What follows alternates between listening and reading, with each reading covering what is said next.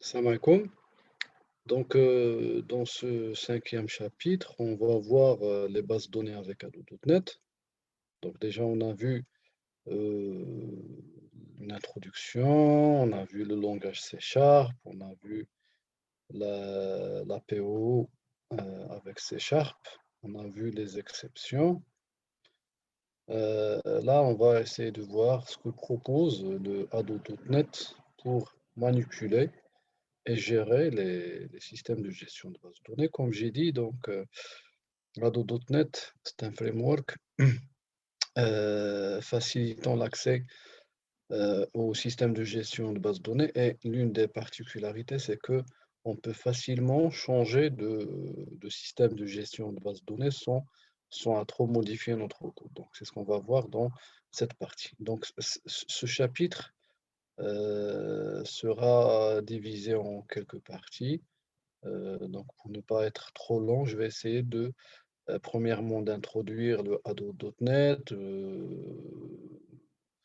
montrer avec des exemples, bien présenter avec des exemples comment on peut faire la connexion à un système de gestion de base de données et comment échanger ou bien switcher entre différents systèmes de gestion de base de données sans trop modifier le code. Et comment on peut extraire ou là, on peut ajouter ou bien configurer notre chaîne de connexion, c'est-à-dire les informations de connexion. D'accord? Donc, l'accès aux bases de données à partir d'une application, que ce soit desktop, mobile ou bien web, sachant que le .NET peut, c'est-à-dire on peut avec le .NET développer des applications desktop, des applications mobiles ou bien des applications web, c'est-à-dire que ce sont plus ou moins les mêmes connaissances nécessaires pour permettre là, de développer une des applications. Donc, l'accès aux bases de données à travers via ces applications, c'est une des choses qui est presque indispensable. Donc là, c'est très rarement qu'on trouve des applications qui ne se connectent pas ou bien qui ne manipulent pas des bases de données, soit pour, je sais pas, récupérer des informations pour les afficher, ajouter, modifier, ainsi de suite. Donc, généralement, les développeurs ont toujours besoin de manipuler les données stockées dans une base de données. Ainsi, ils ont besoin d'extraire des données, d'ajouter des données, de modifier des données ou bien de supprimer des données. Donc, les bases de données, surtout relationnelles, donc, sachant qu'il y a d'autres systèmes de gestion de bases de données, donc orientés objets ou autres, donc, stocké dans des systèmes de gestion de base de données, des SGBD relationnels, comme SQL Server, SQL ou bien SQL Express, qui est une version légère de SQL Server, Oracle, MySQL, PostgreSQL, Microsoft Access ou autre. D'accord? Chaque langage de programmation, là, on va travailler avec le C Sharp. Donc, chaque langage de programmation propose des API qui facilite la manipulation des données stockées dans des systèmes de gestion de base de données. D'accord? C'est pas comme si on va travailler avec le C++ à l'ancienne. Là, on va trouver qu'il y a des classes qui nous permettent de se connecter, de manipuler facilement les données à partir d'une base de données stockée dans un système de gestion de base de données. Donc, dans cette partie, nous allons voir le fameux, donc, entre parenthèses, framework Ado.NET, qui propose beaucoup de choses très intéressantes pour l'accès et la manipulation des données dans des systèmes de gestion de base de données.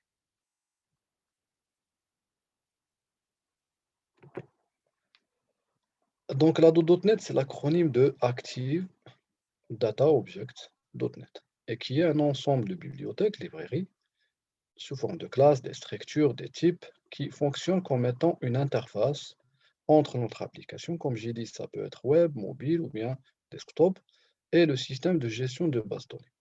Alors, donc la tâche qui est supposée être rude devient relativement simple pour manipuler les données stockées dans différents systèmes de gestion de base de données. Donc, il est à noter que nous allons travailler avec le langage C Sharp et Ado.NET, bien sûr. Il est possible d'utiliser un autre langage .NET sans aucun problème. C'est-à-dire avec le VB.NET, les mêmes principes restent, c'est-à-dire les principes restent les mêmes. Les classes, les noms des classes sont les mêmes. Ce qui change, c'est la syntaxe du langage. Alors que Bien sûr, comme j'ai dit, les noms des classes et éléments de classe sont les mêmes. Donc là, c'est présenté le schéma fonctionnel ou bien le flux de travail gérant le fonctionnement de Ado.NET. On remarque qu'il y a deux modes pour manipuler les systèmes de gestion de base de données, sachant qu'il y a toujours un client qui est notre application et il y a notre base de données qui est stockée dans un système de gestion de base de données. Donc, on a deux modes, le mode connecté et le mode déconnecté. Donc, sur la figure, il est clair qu'il y a une phase commune entre les deux, qui est la connexion.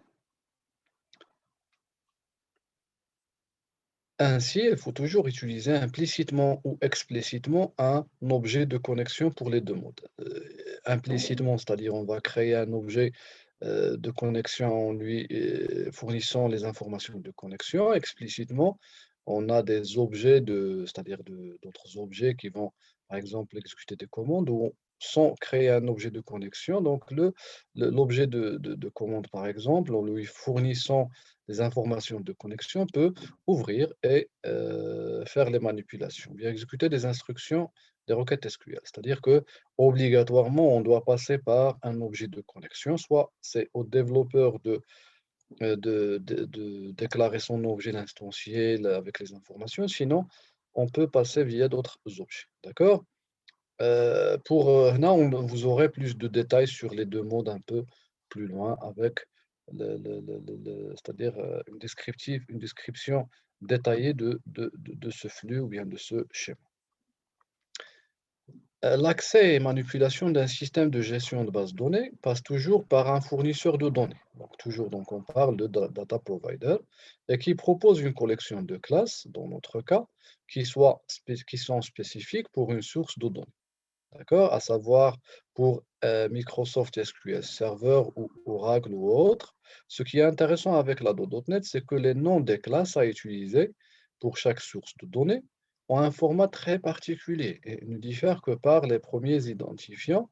On parle ici d'une notation XYZ. D'accord? Vous allez comprendre c'est quoi par la suite. Donc, comme exemple, le nom de la classe à utiliser pour la connexion à un système de gestion de base de données SQL, c'est SQL Data Connection. Alors que pour Oracle, c'est Oracle Data Connection. D'accord? On parle ici de la classe XYZ Data Connection. D'accord? OLEDB Data Connection, ainsi de suite. Même chose pour les commandes SQL commandes. Donc, c'est-à-dire une fois on a notre connexion, si on veut exécuter des requêtes SQL, on va utiliser un objet de commande. Donc, toujours, c'est le même nom ou bien la même règle de nom, c'est XYZ commande, SQL commande pour SQL Server, Oracle commande pour le cas d'Oracle, ainsi de suite. Plus encore, les éléments de ces classes, c'est-à-dire les propriétés, les méthodes, portent les mêmes noms, ce qui permet facilement de changer notre système de gestion de base de données.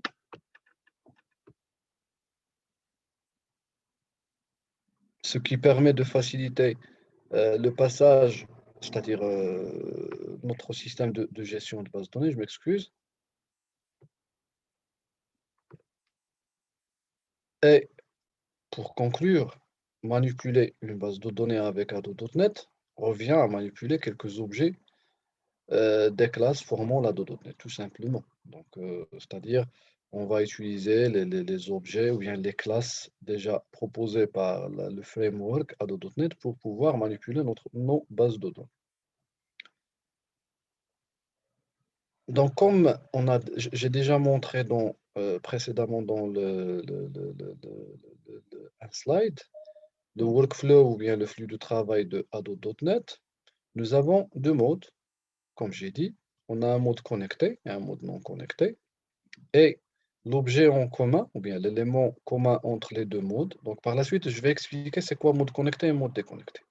Donc, là, on va s'intéresser à l'objet en commun parce que dans la figure, on a vu qu'il y a deux chemins, mais qui se joignent dans un objet de connexion. Donc, la connexion, c'est un élément commun entre les deux. C'est-à-dire que si je veux utiliser un mode connecté ou bien un mode non connecté, obligatoirement, je dois ouvrir une connexion vers la base de données. Donc, c'est-à-dire que soit nous allons utiliser un des deux modes, il faut au préalable ouvrir une connexion au système de gestion de base de données. Donc, vous allez voir par la suite qu'il est possible que d'autres objets permettent l'ouverture implicite de la connexion, mais bien sûr, il faut leur fournir les informations de connexion via la chaîne de connexion. Donc, on va voir c'est quoi une chaîne de connexion et comment la créer ou bien comment, c'est-à-dire la construire, qu'on va voir par la suite. Donc, la classe permettant de contrôler la connexion à un système de gestion de base de données est nommée XYZ Connection, avec XYZ est l'acronyme abréviation du système de gestion de base de données. Donc, en général, ce XYZ, il est utilisé dans la totalité des classes permettant la manipulation de notre système de gestion de base de données. D'accord? Donc, par exemple, SQL Connection pour se connecter à un système de gestion de base de données SQL Server, Oracle Connection pour Oracle, OLEDB Connection pour Access, ODBC pour MySQL, ainsi de suite. Autre chose, donc on peut utiliser une classe abstraite que propose le .NET, qui est une classe générique appelée DB Connection, qui présente les mêmes propriétés, méthodes et événements. D'accord? Mais là, on peut l'utiliser pour, c'est-à-dire on ne va pas préciser le système de gestion avec le XYZ, mais plutôt on va utiliser notre classe générique pour gérer notre header. Donc là, c'est à éviter parce que vraiment, c'est pas facile à manipuler que nos objets XYZ connection. Donc, d'ailleurs, donc, les classes XYZ connection, ainsi de suite, héritent de cette classe. Donc, bien sûr, avec le .NET, comme avec le C Sharp, comme avec le Java, ainsi de suite, pour pouvoir utiliser des classes XYZ connection, ou bien DB connection, ou bien autre, il faut écrire l'instruction pour les importer utilisant l'instruction usine. Donc, en gros, ce qu'il faut savoir, c'est quel est le namespace ou bien la classe à utiliser pour, ou bien. Donc, à noter qu'il faut juste importer le nom d'espace équivalent à votre système de gestion de base de données, bien sûr, si vous voulez travailler avec tous les systèmes de gestion de base de données, chose qui est très rare. Donc là, on doit se fixer au préalable avec quel système de gestion de base de données on va travailler. Donc, comme je l'ai déjà dit, les classes de connexion XYZ connection ont les mêmes éléments. C'est pourquoi je vais utiliser le nom XYZ connection au lieu de préciser le nom de la classe équivalente pour un système de gestion de base de données, comme par exemple SQL connection pour SQL Server. Donc, pour créer un objet de connexion, nous avons plusieurs propriétés, possibilités plutôt, parce que les constructeurs sont surchargés. Donc, on a le XYZ connection pour créer un objet non initialisé, bien sûr. XYZ connection avec une chaîne de connexion pour créer un objet. XYZ connection tout en spécifiant une chaîne de connexion. La chaîne de connexion contient toutes les informations permettant la connexion à notre système de gestion de base de données, à savoir le fournisseur, le provider, la source de données, les informations d'authentification, ainsi de suite. Les différentes informations de connexion peuvent être entrées dans la chaîne de connexion qui est de type string, ou bien, c'est-à-dire lors de la construction de notre objet, ou bien séparément utilisant les différentes propriétés de la classe. Parce que une fois on crée un objet, donc on a des propriétés que des méthodes et des événements. D'accord?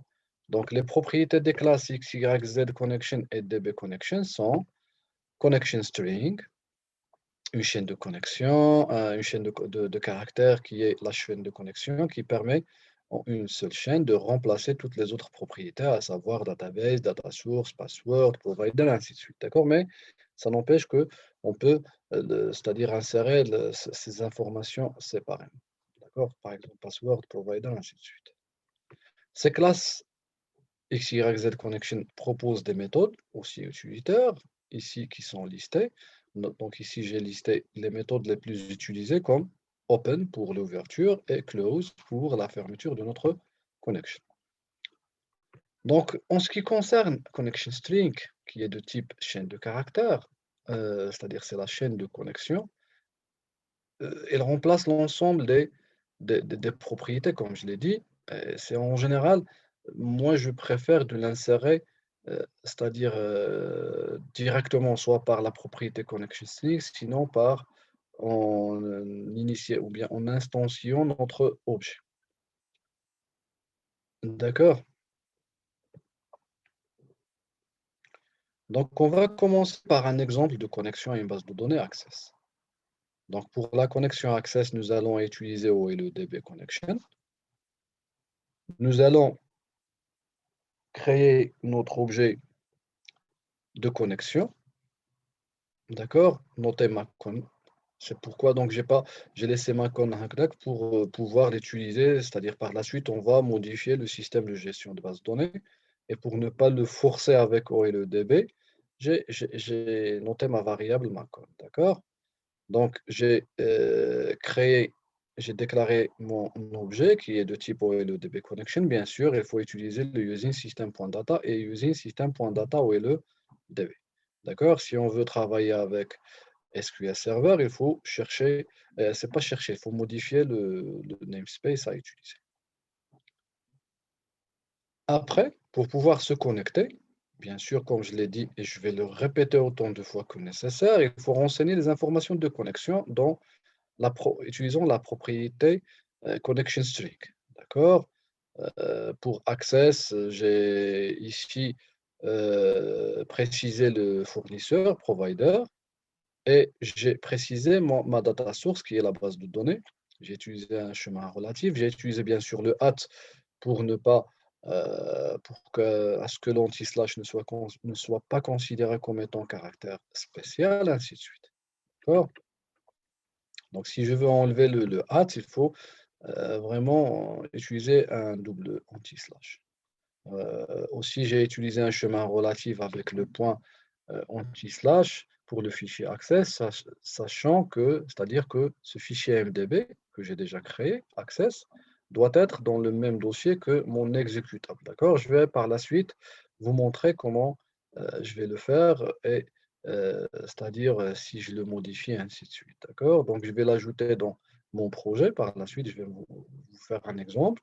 Je vais l'ajouter dans mon projet et le configurer à ce qu'il soit toujours, c'est-à-dire copié avec l'exécutable pour qu'il soit dans le même dossier. Donc, remarquez bien que j'ai utilisé la gestion des exceptions, chose que je conseille fortement en manipulant les bases de données afin de voir s'afficher les messages qui sont compréhensibles. Sinon, si je laisse la main c'est-à-dire au framework, il va m'afficher des informations qui ne sont pas trop compréhensibles en, je sais pas, peut-être en anglais, avec des adresses mémoire, ainsi de suite, que vraiment l'utilisateur n'en a pas besoin. Donc, dans la chaîne de connexion, j'ai précisé le nom du fournisseur, le provider. Ce nom, bien sûr, change avec le système de gestion en base de données, avec la version utilisée.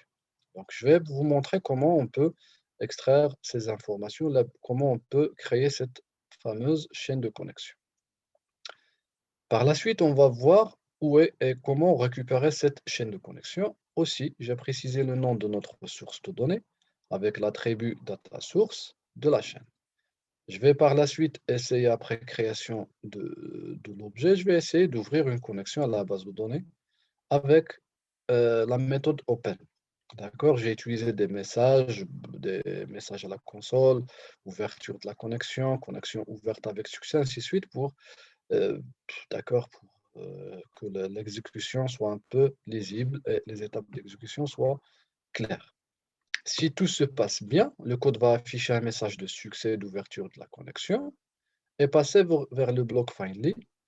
Sinon, une exception sera levée et je vais l'afficher à la console utilisant donc le bloc catch exception. Donc, dans le bloc finally, je vais essayer de fermer la connexion, mais je dois m'assurer qu'elle est ouverte. C'est-à-dire, si j'essaie de fermer une connexion qui n'est pas ouverte, je vais avoir une erreur. D'accord? Une exception. Donc, la propriété state de l'objet de connexion, qui est une énumération, retourne l'état de notre connexion. Donc, si elle est égale à connectionState.open, je vais fermer la connexion en appelant la méthode close. Donc, pour les différents états de connexion, sont donc c'est-à-dire de state, on a connection state.closed, 0, open, connecting, ainsi de suite. D'accord? Donc, pour voir l'ensemble des éléments de l'énumération connection state, il suffit de taper point après. L'intelligence va vous afficher les éléments. D'accord? Donc, il est à noter que le con, c'est-à-dire plutôt macon.provider et .dataSource sont en lecture seule et il faut les introduire comme étant, c'est-à-dire des chaînes, comme étant chaîne de caractères dans le connecteur.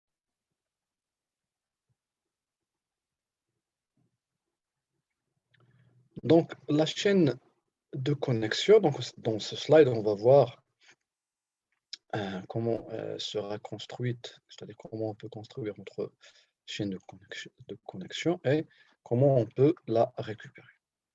Donc, nous avons vu que l'objet de connexion a besoin d'une chaîne de connexion, qui est une chaîne de caractères contenant les informations permettant la connexion. Cette chaîne de connexion contient, entre autres, les informations sur le fournisseur d'accès, les informations sur la source de données, les informations d'authentification, ainsi de suite. Donc, la chaîne de connexion, c'est une chaîne de caractères au format bien particulier avec mot-clé égale à valeur, point virgule, mot-clé égale à valeur, ainsi de suite. Donc, la chaîne de connexion est différente pour chaque fournisseur d'accès de base de données. La question que vous vous posez certainement est comment faire pour créer cette chaîne de connexion. Donc, heureusement, il existe un site nommé d'ailleurs Connection Strings qui propose la majorité, pour ne pas dire la totalité, des chaînes de connexion des différents fournisseurs et ils sont regroupés par fournisseurs d'accès. Donc, on peut trouver les chaînes de connexion pour Access avec les différents fournisseurs et avec les différentes variantes, avec ou sans authentification. Dans la chaîne de connexion, vous pouvez ajouter un user ID, pouvant être abrégé en UID et password en PWD. SQL Server, pour le cas de SQL Server, on peut utiliser une connexion sécurisée, donc ainsi il faut ajouter Trusted Connection qui est égal à True, ou bien Integrate Security 2SP.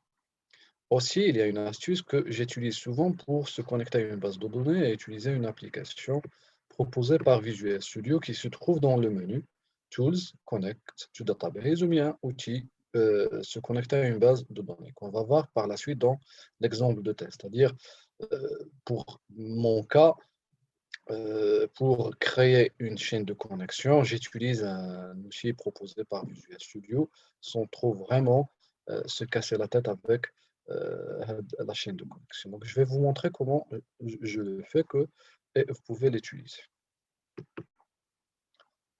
Donc, ici sont présentées les chaînes de connexion à MySQL et Excel.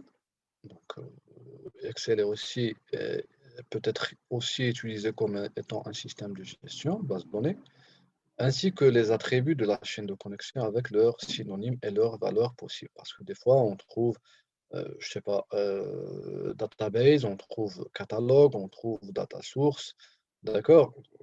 On trouve password complet, avec on trouve PWD, d'accord? Donc là, ça dépend de notre système de gestion de base de données.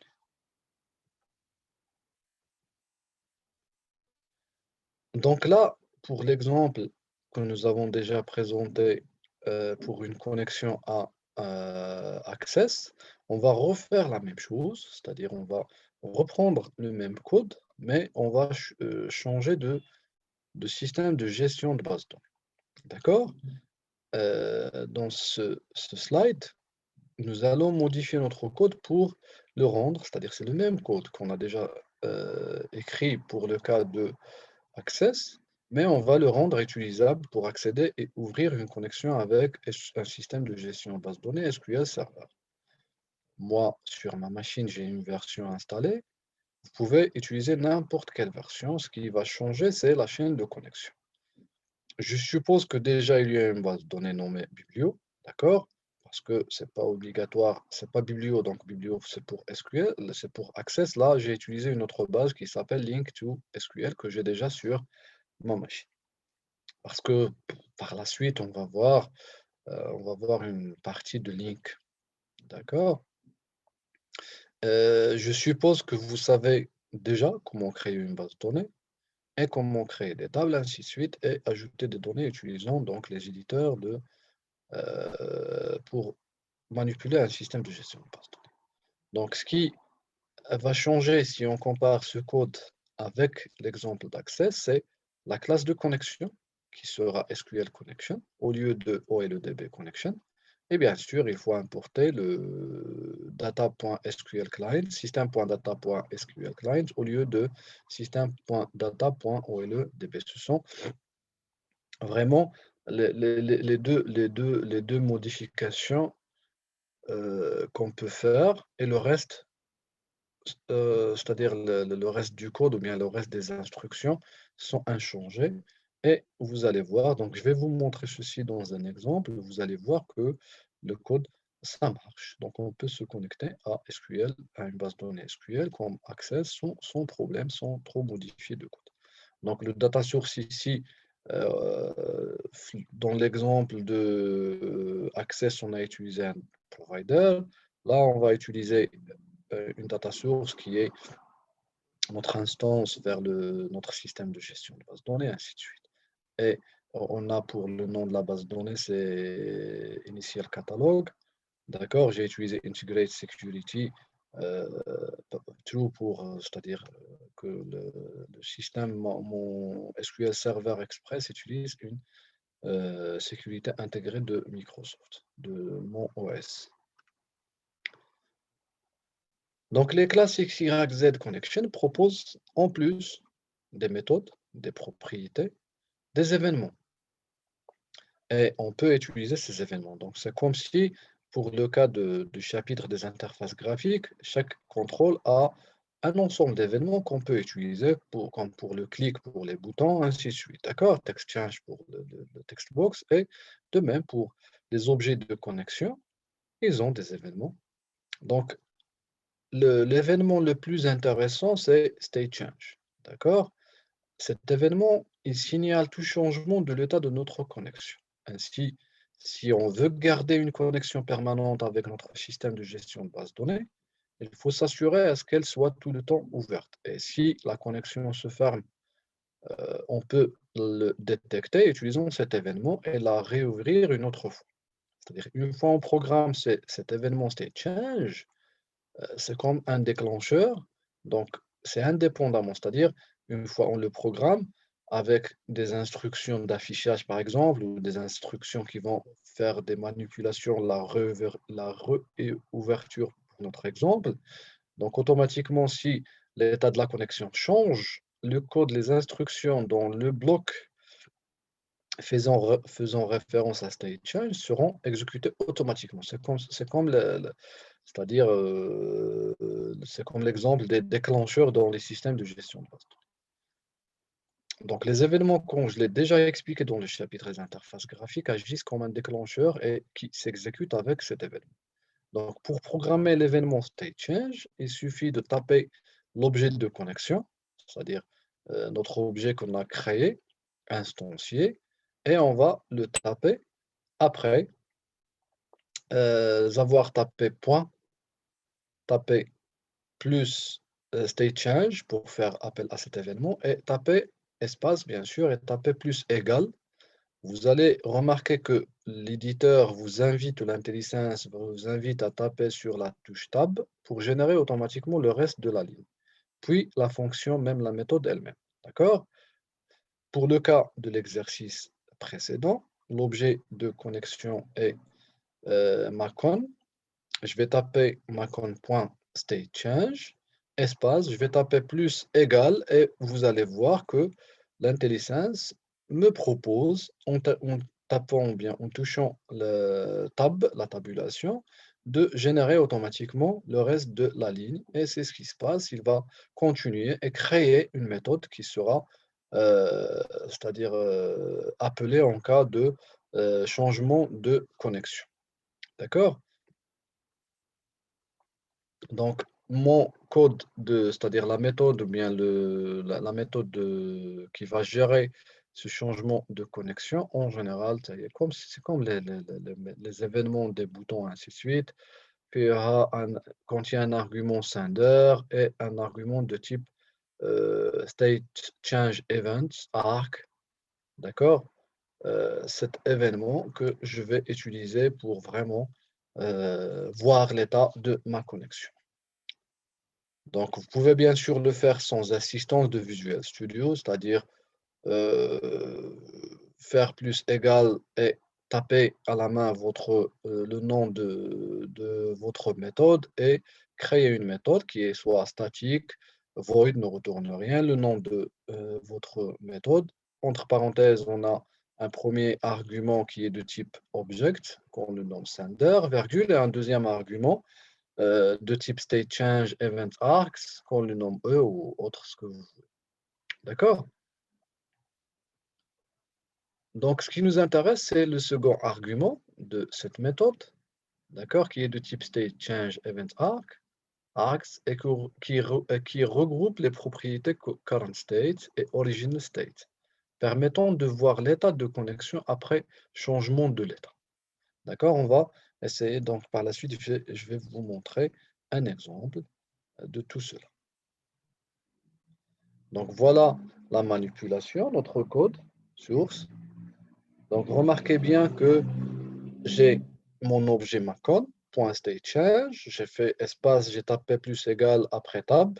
Donc, après l'intelligence ou bien l'éditeur a généré pour moi, il a ajouté le nom de la méthode et a généré un bloc pour cette méthode avec dedans un draw, ainsi de suite pour les exceptions. J'ai enlevé le tout et j'ai utilisé donc un affichage, c'est-à-dire console.writeLine, le texte, l'état original de la connexion et avec la valeur de original state de mon objet E qui est de type state change event args to string et console writeLine, c'est-à-dire état courant de la connexion. Donc là, si la connexion était déjà ouverte et elle a été interrompue, je vais voir dans original que la connexion était ouverte et par la suite a été fermée. D'accord?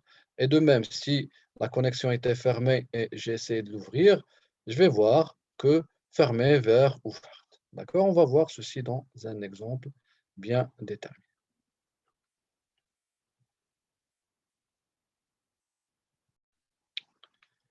Donc là, je vais passer à un exemple. On va commencer par, euh, on va commencer par une connexion à une base de données Access. D'accord? J'ai ajouté, donc je vais laisser le data. J'ai importé le OLEDB, bien sûr, et data. Donc j'ai créé mon objet de connexion qui est de type OLEDB connection. D'accord? J'ai utilisé la propriété connection string en lui fournissant ici c'est ma chaîne de connexion vers mon fichier biblio.mdb. Dans le bloc try, je vais afficher un message, ouverture de la connexion, open, et si tout se passe bien après open, je vais voir le message ouverture, connexion ouverte avec succès. S'il y a une erreur quelconque, ce bloc catch va récupérer l'exception et je vais afficher un message erreur de connexion avec le message retour. Dans le bloc finally, bien sûr, comme j'ai déjà dit, je vais voir si l'état de connexion est ouvert. Je vais afficher un message, je vais fermer la connexion et afficher un message de fermeture avec succès. Donc là, je suppose que le fichier, donc comment ajouter mon fichier à mon projet, parce que ce qui se passe, c'est que mon fichier peut subir des modifications en dehors de mon projet. D'accord? Et je dois vraiment pointer sur ce fichier MDB, qui est le fichier de base de données Access. Je dois pointer sur ce fichier pour pouvoir réellement, c'est-à-dire à chaque fois, copier avec l'exécutable si une modification sur ce fichier a eu lieu. D'accord? On va voir ce problème parce que des fois, on met le fichier avec l'exécutable et on modifie, même avec notre application. Et à la compilation, qu'est-ce qu'il fait? Il doit copier ce fichier et on ne retrouve pas les modifications effectuées. Donc, pour l'ajouter, je me mets sur le projet, bouton droit, ajouter, existing item, c'est-à-dire un élément déjà existant, et je vais chercher mon fichier tout simplement. D'accord?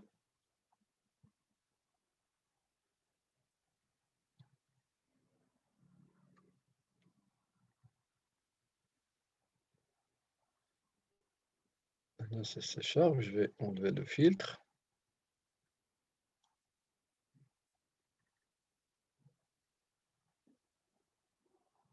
Voilà mon fichier. Je vais le copier, l'enlever ici, le mettre ici.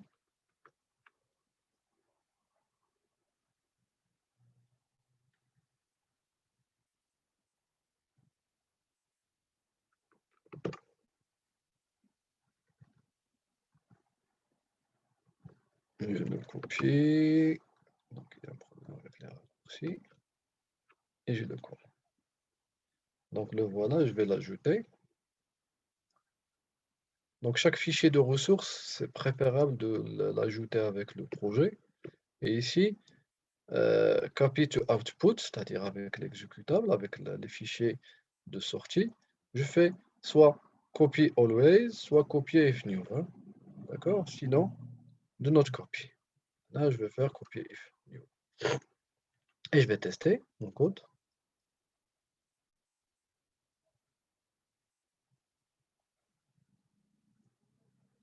Donc, je dois...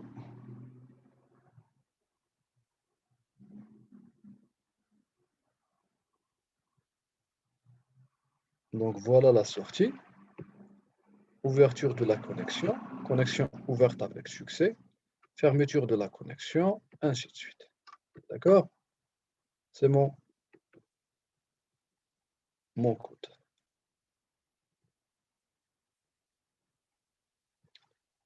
Donc, je vais revenir vers ça. C'est ça. Je vais essayer de partager l'ensemble de...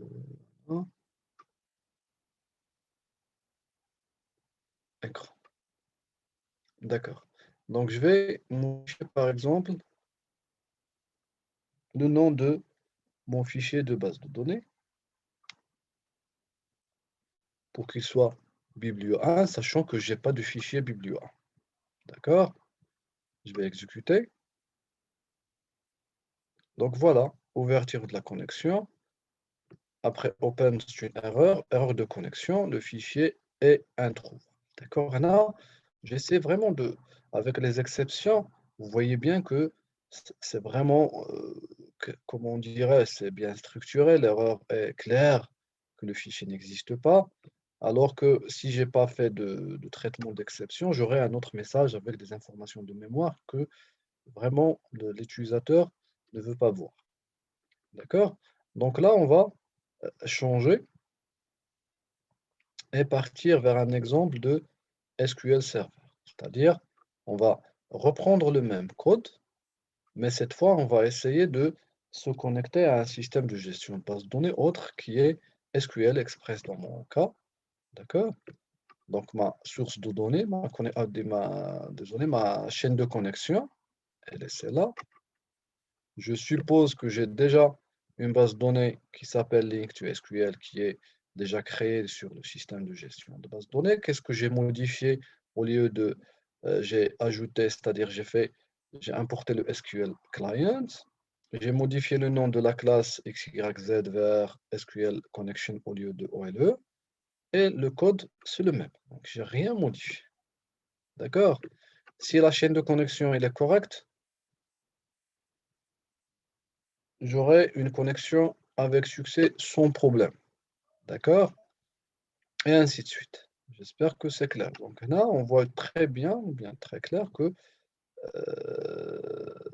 ce XYZ a des atouts et m'a permis de changer facilement le, le système de gestion de base de données sont trop modifiés mon code. Là, on va passer à l'exemple de state change. Donc, c'est là, donc l'objet de connexion, ainsi de suite. Donc là, c'est ce que j'ai dit. C'est-à-dire, logiquement, je dois taper le point pour chercher l'événement. Donc, remarquez bien que l'événement, il est en éclair. State change, je vais taper plus, égal, et j'aurai ce message, c'est-à-dire cette info bulle, avec c'est l'intelligence qui l'a affiché, en m'invitant à press tab to insert. Et j'ai juste tapé tabulation, et voilà, voilà mon événement. D'accord? Je vais enlever même ceci. Je vais supprimer ceci. Et je vais faire tab égal.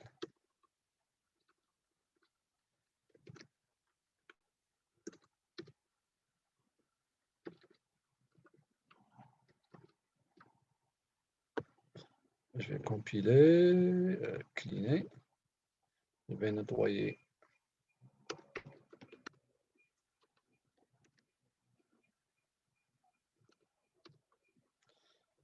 Tab. Et là en bas, je vais retrouver mon objet de connexion.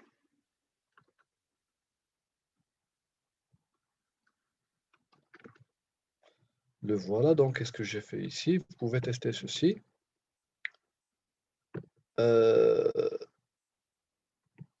Je l'ai créé avant la connexion, avant l'ouverture plutôt. D'accord? Et qu'est-ce que j'ai écrit dans le bloc de mon événement? J'ai affiché l'état original utilisant l'énumération état, c'est-à-dire original state. D'accord? Et current state. D'accord? J'ai fait la conversion vers chaîne de caractères et je vais tester. Donc là, je vais devoir setup as startup project. Je l'ai déjà expliqué la partie interface graphique. Donc là, j'exécute.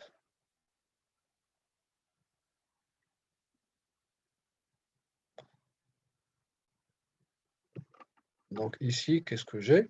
Je vais retourner en haut pour voir la succession des messages.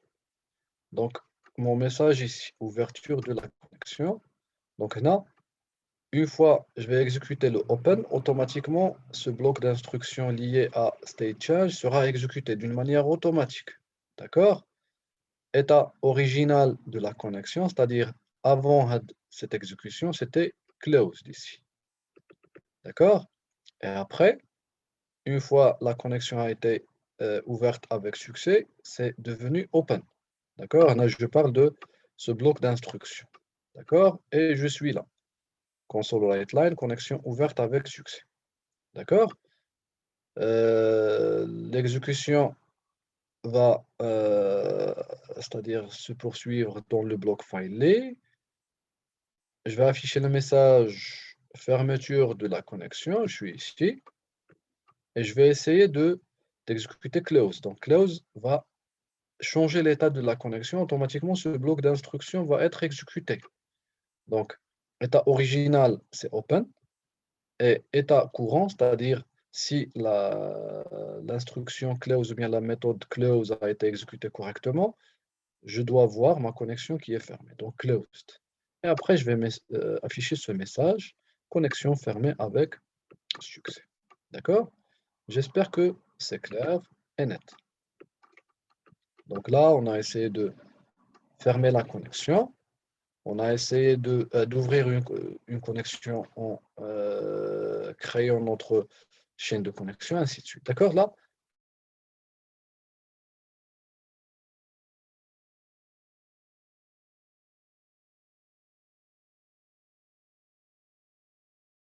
cet outil,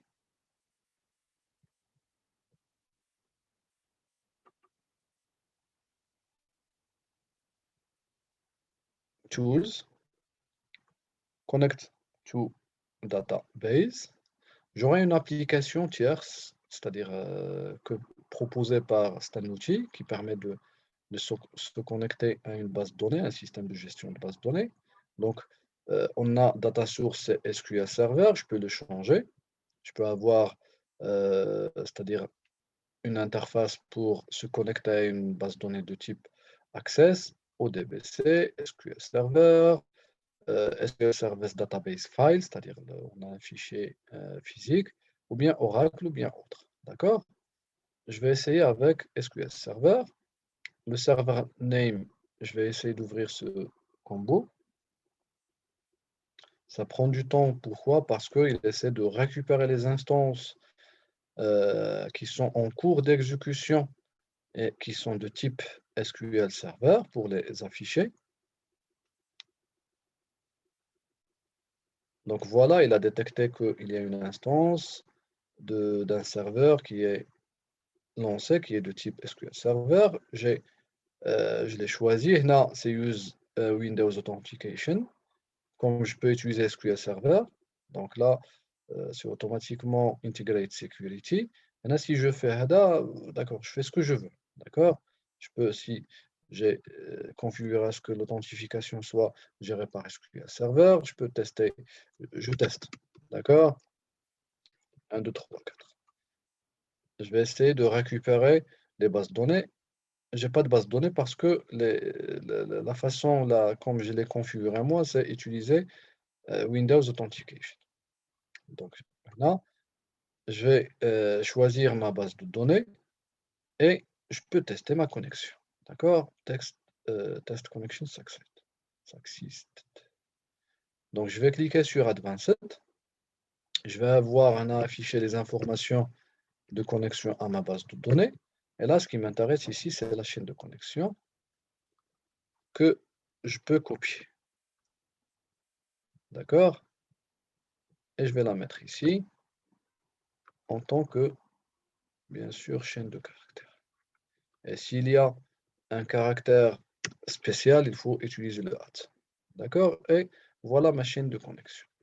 J'espère que c'est clair. Donc, on va retourner à notre exemple, à notre support plutôt.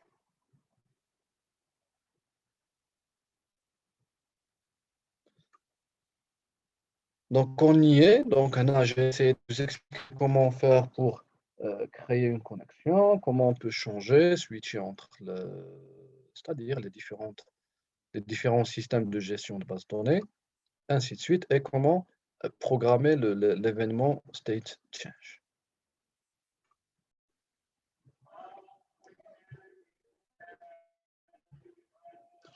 Donc, comme j'ai déjà expliqué dans le flux de travail de Ado.NET, donc on a deux modes de connexion sont possibles avec Ado.NET, le mode connecté et le mode déconnecté. Pour le mode, pour les deux modes, il faut obligatoirement passer par un objet de connexion, utilisant principalement une chaîne de connexion. Pour le mode connecté, nous avons des objets de commande permettant l'exécution des commandes SQL sur la base de données et aussi un objet de lecture, un reader, qui est un objet léger permettant un accès séquentiel et en lecture seule au résultat d'une requête. Ça peut être le résultat d'une requête select, comme ça peut être le nombre de lignes insérées, modifiées ou supprimées, par exemple. Pour le mode déconnecté, on peut utiliser un objet adaptateur afin de permettre l'accès aux données en mode déconnecté. Ces données sont stockées dans un objet dataset qui va jouer le rôle de la copie des données sur lesquelles nous allons travailler localement. Pour le mode connecté, le client, que ce soit une application desktop, navigateur web ou mobile, commence par ouvrir une connexion avec le serveur de base de données et après, elle effectue les traitements et manipulations souhaités avant de fermer la connexion. Donc, on dit dans ce mode que la connexion reste en permanence ouverte. C'est pourquoi on programme l'événement state change afin de se reconnecter si une déconnexion est survenue. Ainsi, tant que la connexion est ouverte, le client laisse ouverte la voie de communication et cette connexion permanente a un impact négatif sur les performances dans le cas où le serveur doit servir de nombreux clients en même temps. Les résultats de sélection réponse à la requête select est reçu ligne par ligne utilisant un curseur et non pas un seul bloc, contrairement au mode déconnecté. Le mode connecté a des avantages et des inconvénients. Pour les avantages, la connexion reste ouverte en permanence et ainsi on est certain que les données sont toujours à jour, alors que les inconvénients du mode connecté sont, euh, c'est-à-dire que du fait que la connexion est permanente et que plusieurs clients peuvent être connectés en même temps, la connexion gaspille beaucoup de ressources qui peuvent nuire à la performance du réseau. Pour le deuxième mode, qui est le mode déconnecté, le principe est le suivant. Le client effectue une requête, il reçoit en réponse toutes les données demandées. La connexion et communication avec les systèmes de gestion de base de données est coupée. Ainsi, le client va travailler sur les données qu'il a reçues et qui seront considérées comme sa base de données locale. Après, le client peut effectuer des modifications des données stockées localement en mémoire dans un objet dataset. Par la suite, ces modifications seront postées une opération commit, bien update, sur le serveur SGBD afin de les rendre permanentes et accessibles aux autres clients. Donc les avantages de ce mode, qui est le mode déconnecté, sont la possibilité de connecter un grand nombre de clients sur le même serveur. Chaque client va récupérer ses données et couper la connexion sans trop surcharger le réseau, contrairement au mode connecté où les clients doivent être en permanence connectés sur le système de gestion de base de données. Aussi, les applications clients gagnent beaucoup en performance, en disponibilité des ressources de connexion, alors que les inconvénients de ce mode sont les données ne sont pas toujours à jour sur le serveur de base de données, du fait que si on a plusieurs clients qui ont récupéré ou bien chargé les données localement, ils peuvent faire des modifications et toujours c'est local. Et les données sur le serveur ne sont pas à jour. D'accord? Ceci va nous amener à un conflit lors des mises à jour, surtout dans le cas où plusieurs clients modifient en même temps la même donnée, ou bien la même table ou quelque chose comme ça. Donc, pour remédier à ça, il est possible de faire appel au verrou ou autre technique pour bloquer l'accès concurrent, ou bien pour gérer l'accès concurrent. Donc, pour les inconvénients du mode déconnecté, c'est-à-dire comme solution plutôt à ces inconvénients pour le mode déconnecté, on peut utiliser un code pour savoir ce que va faire l'utilisateur dans le cas de conflit. Donc c'est ainsi que se termine cette première partie. Par la suite, on va traiter en détail les deux modes, le mode connecté, avec bien sûr comment lire, comment effectuer des modifications, ainsi de suite. Le mode déconnecté, comment charger les données à partir du système de gestion de base de données, les sauvegarder dans un objet local, dataset, faire les manipulations après, répertorier les modifications au niveau du serveur, ainsi de suite. Donc, à la prochaine.